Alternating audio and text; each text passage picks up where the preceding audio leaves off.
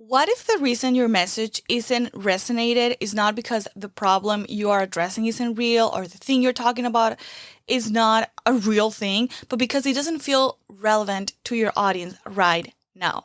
In today's episode, we're breaking down the difference between clarity and relevance, why urgency isn't always the answer, and what it really takes to craft messaging that moves people. So if your content has felt like it's falling flat lately, this might be the shift you've been missing, and I'm excited to share it with you. Hello, my love. Welcome to Brand Confidence for Creatives. Are you feeling stuck in a cycle of overthinking, trying to build your brand? I'm Eugenia, but you can call me E. I'm a marketing and brand coach. I spent years stuck in the cycle of researching, hesitating, and hiding until I got clear on my voice and my message. In this podcast, I'll guide you through the strategies you need to get clear on what you want to say, build a personal brand that actually feels like you, and create consistent magnetic marketing. If you've ever thought, I know I have something to say, I just don't know how to say it, then you are in the right place. So grab your coffee and let's dive in. Okay, but before we get into today's episode, I want to invite you to a free workshop I'm hosting on May 26th. I don't know if you've saved your seat yet, but you should because I am super excited putting all the details together.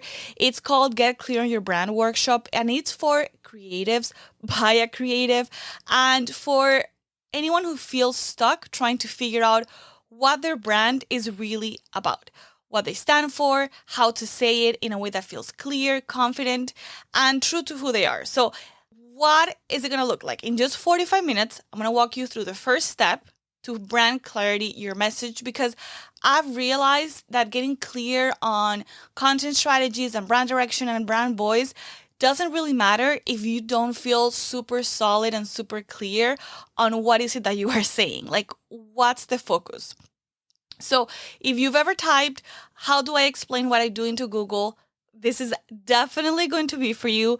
You're going to leave with more clarity, more confidence, and a way to talk about what you do that actually feels good.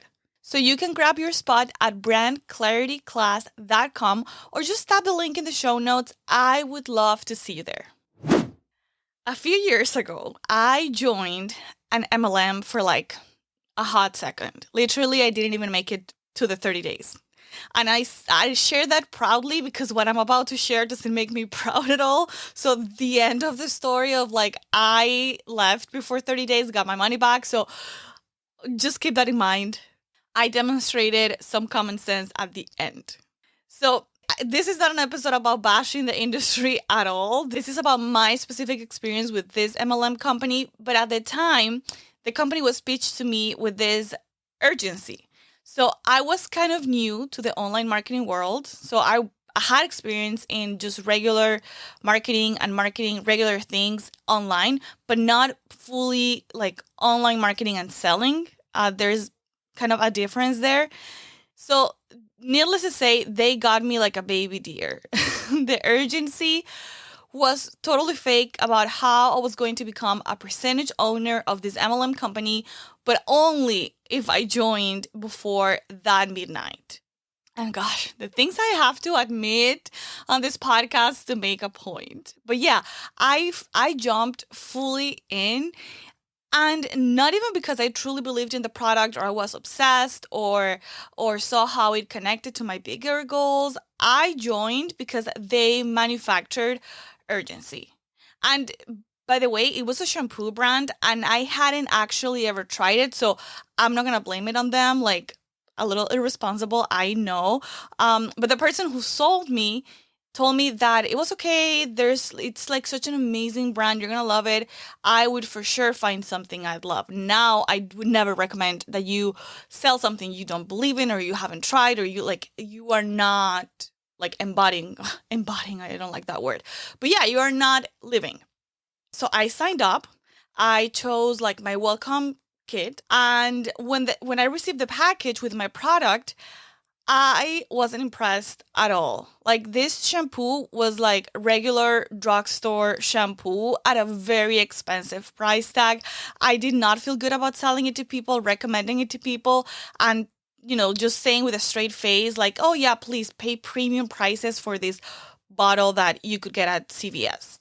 So I ended up feeling totally misaligned, unsure of why I even said yes in the first place, especially when I went back. I understood that I was not like a shareholder in the company. And it's crazy. I was in the middle of my MBA. So I knew these things, but I don't know, they got me. The thing is that experience taught me something I now bring into everything I teach about brand messaging. And is that urgency without relevance can become manipulation. And it might get attention, but it really, really rarely builds trust. So if you've heard that you need to talk about your problem or the problem that you solve and make some type of urgency, but you still feel like your message isn't landing, either because nobody gets it or because you, like yourself internally, are not convinced it's the right one, you need to go deeper than just attaching urgency to any problem that you are solving. You need to think about how your message, your product, what you are building, what you're creating, how it is relevant to the person you are creating for.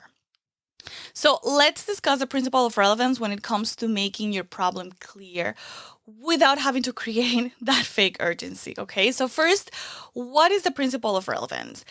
And again, we need to understand what the principle of relevance is, because it's not that your problem isn't clear. A lot of times is that the problem is not relevant to the people you are trying to reach. Because a problem, even a real problem, won't move people to action unless they feel it matters to them right now. And that is the principle of relevance, making the problem matter in the context the person is living. Relevance is that missing link that turns good ideas into really effective messaging. And relevance says, why do I need to solve this problem now? It invites you to take action. So how do you start finding out the relevance of your message? Start by asking, why does this matter to them, to the people I'm talking to? And why does it matter now? Because relevance is about timing, it's about emotion, it is about impact, it is not about logic. It's not just about, hey, you should eat healthy and exercise, right? Like that's logically truth, that's objectively truth. But what is the deeper why behind eating healthy and exercising right now?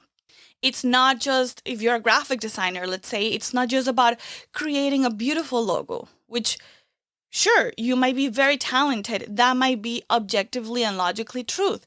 But the principle of relevance answers why is it important that your logo represents your brand right now. So start thinking and answering those questions. And that leads me to my second point, which is that urgency is not the same as relevance.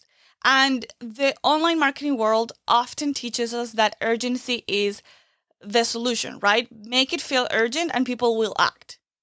And sure, urgency works, especially if you're doing a launch or a promotion.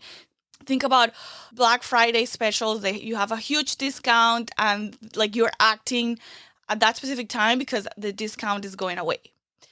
The thing is that urgency without a relevant problem is like putting makeup on your face without washing it first. And then being like, but why isn't my face looking bright and clear? And it's because you are not taking care of your skin. You're just adding makeup. So that's what happens when we don't have a relevant problem and we just add urgency to it. And this happens so much because we've been told that people won't pay attention unless there's a ticking clock. And again, this is a half truth. I'm not saying that it's a lie, but it is not a blanket statement. Because urgency that's disconnected from relevance can feel manipulative at times. And it creates this fear, this FOMO, which is fear of missing out. And it doesn't create trust because we want to move people towards making decisions in spite of fear, right? That's super important. But we don't want to push them to do something because of fear. Because those are customers that are going to be problematic or people that are not going to stay with you. They are not going to help you build your community. So we don't want to just have someone act because of fear. So how do you start creating this distinction for your message. Ask yourself, is this urgent because it's genuinely needed, or am I manufacturing pressure to get the clicks, to get the views? And I always think, again, to this Black Friday situation where so many brands increase the price of their products a few weeks before, and then they give you a discount, and you're like, this is the same price you had 6 months ago. Like, what are you doing? Right? So that's what I'm saying. Like, are you really manufacturing the pressure, or is it really a great, urgent message? Like, this is really going away and it is an amazing and relevant bonus or discount or call to action in general. And true urgency comes from showing your audience why staying the same is more painful than making a change. And we don't have time today to go into the whole psychology of change. But when we ask people to change, right? Like if they are doing something and we're telling them, hey, stop doing what you're doing and buy from me, or listen to me, or give me your attention. We are interrupting a pattern. We are interrupting their lives. We need to tell them, hey, changing for you, whatever you're doing, is more important and it's going to give you a bigger reward than staying the same. So that's where true urgency comes from.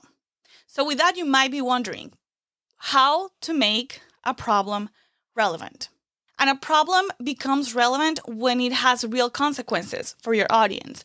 It can be emotional consequences, practical consequences. It can be both. It doesn't have to be necessarily life-changing. It depends on the thing, like what's the solution you're providing. But again, we are asking people to change, and change is uncomfortable. So your message has to show them why not changing is worse, like the alternative of staying the same. So how do you do this? How do you make a problem relevant? You start to use language and use examples that reflect their real thoughts, real feelings, and paint this pain of staying the same very clearly. Like connect the dots for them. Because it's your job to show why your message matters. It's not their job to figure it out. Like I've seen so many cases of people with solving great problems, but they haven't made it relevant to their audience.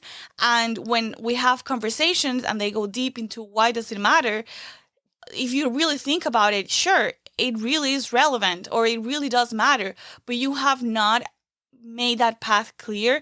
You have not connected those dots. So I don't really understand what does it matter or why does it matter to me right now. And if you've answered the questions that I've previously suggested, you should be in a really good place to how that picture of staying the same looks like for them. Because whether you are selling coaching, a creative service, a digital product, a movement, a mission, a medium, something like a podcast, the relevance of the problem you solve is what moves people to act. So to recap, if your message hasn't been landing the way you hoped, maybe it's not because you have the wrong content strategy. Maybe it's not because your problem is not real. Maybe it's because you haven't made it relevant yet. The principle of relevance is what gives your message weight. It's what makes someone stop scrolling, lean in, and they're like, oh, I get it. And that's exactly actually what we'll be working on inside the Get Clear in Your Brand workshop. And this is a free live workshop that I'll be doing on May 26th. I'm super excited about it. I'm going to walk you through how to identify the real problem your brand solves and how to talk about it in a way that actually connects, in a way that's actually relevant. So I would love to see you there, and let's get working on your brand. Go and save your spot at brandclarityclass.com, or just tap the link in the show notes and you'll receive reminders so you don't miss on the class. I'll see you there. I cannot wait to see you get clear in your brand and make it super relevant for your people. Un beso. I hope you enjoyed today's episode. If you loved it, don't keep it to yourself. Send it to a friend who's also trying to grow their brand without losing themselves in the process. Remember that sharing is caring. Real talk, I used to overthink every post too. So if this episode gave you a little aha moment, just know you are not behind.